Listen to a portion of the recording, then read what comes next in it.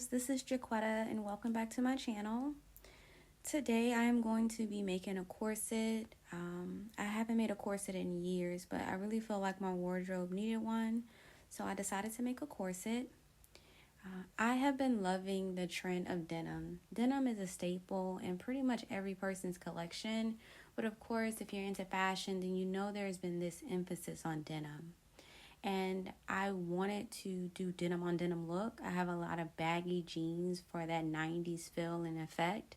And I felt like a nice sculpted corset top would just help me with some of the looks that I've been wanting to do. So what I essentially did is I took an old pattern that I have. I make all my patterns, and the pattern was too big in the bust for me. I think I made it for someone else. So I took it, made modifications to it. That's why you see some markings on the inside of my corset. I took it, made the modifications, and cut it out. So you just saw me sew the front of the corset. Now I'm sewing the back of it. Once I complete this, the next step is going to be to press. I remember in college, one of the main feedback that I would get from my professors was I would always rush the step of pressing my garments. I didn't understand the importance of it, but it is typically key with taking your projects from looking like an at-home project and taking it to the point of being professional and something that can be in stores. So I would encourage you guys to press. Also, when you're dealing with the bust, depending, sometimes it can be some excess fabric. So you just saw me cutting wedges. I would recommend just basically cutting a triangle into the excess fabric to ensure that it lays flat. This is really important when it comes to corsets. You don't want any additional bulky fabric. So you're going to watch me press it. I do not use an iron from the store, like one over the counter. Reason being, I don't know if you've ever been working on something and you go to press, or even just the ironing your clothes and you see a sheen after you iron your clothes. That's because essentially the iron is burning your fabric. I wholeheartedly believe in a gravity iron, a professional iron. I would encourage that investment. I don't think it is that expensive for the impact that it has. I use an iron every day. I use it for hours on end. I've used it for hundreds of projects, so it's worth it. I think it was under $200. I got it off Amazon, but it's a gravity feed-in iron. The water reserve is separate from the iron. I use a filtration system as well, so there's no rust. I don't ever have any issues with it or anything like that. So one of the reasons that you also don't want bulk is because I do add a facing to my corsets. The reason being is I like the inside to look professional. I also use boning, and I don't want the boning like poking at me.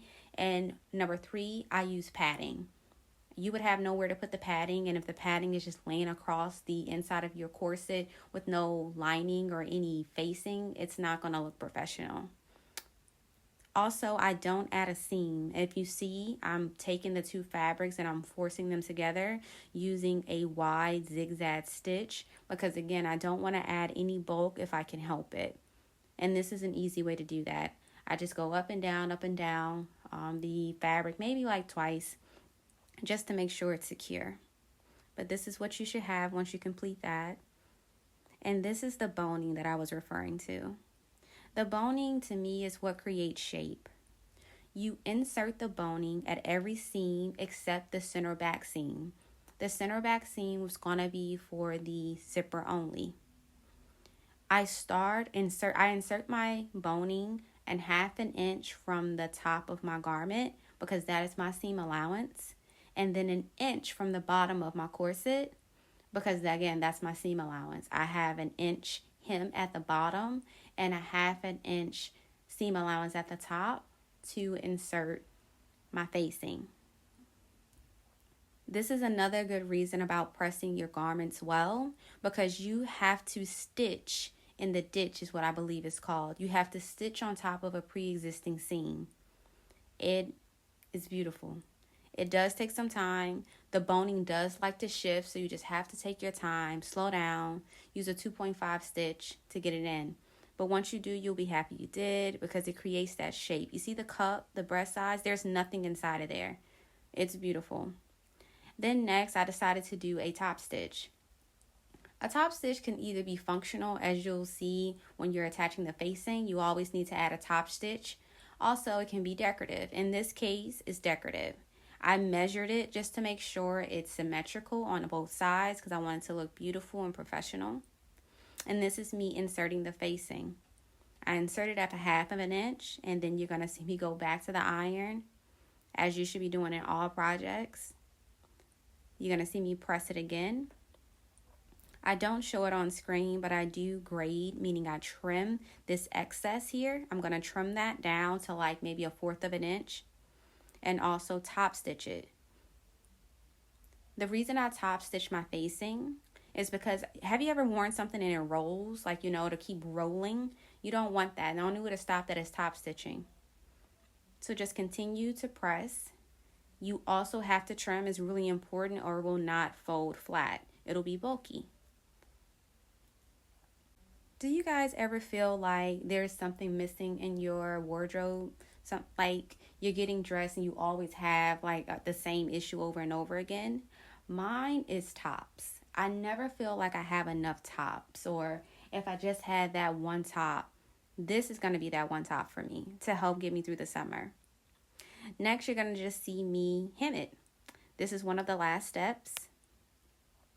I think I used a 3. I didn't use a 2.5 here. I wanted some space. I wanted to match the top stitch, which I also think I used a 3 on. You see that skirt over to the left. I didn't record that, but this is a low-waist cargo skirt that I made to go along with this. So this is a set. But once you finish, this is what you're going to be left with. And I'm going to insert a little video to show you how it came out.